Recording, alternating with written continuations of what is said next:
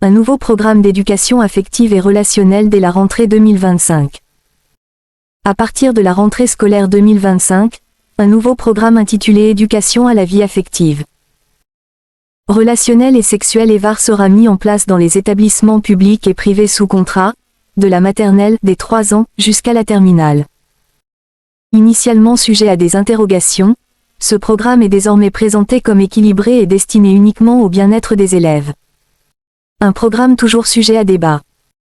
Cependant, une analyse détaillée du contenu montre une approche qui suscite encore des discussions. Dès la maternelle, entre 3 et 5 ans, les enfants seront sensibilisés à l'égalité entre les filles et les garçons ainsi qu'à la diversité des structures familiales.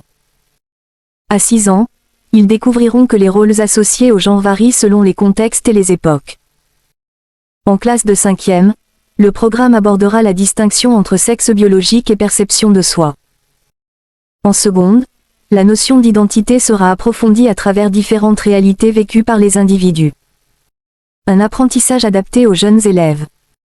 Certains s'interrogent sur l'impact de ces enseignements dès le plus jeune âge.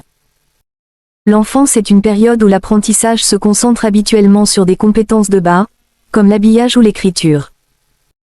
Désormais, les élèves seront également amenés à identifier les représentations culturelles associées au genre.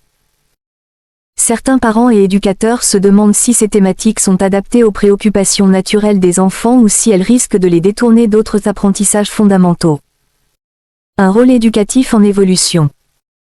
Autrefois centrée sur l'acquisition de connaissances académiques, l'école moderne intègre de plus en plus de dimensions liées aux interactions humaines et aux évolutions sociétales.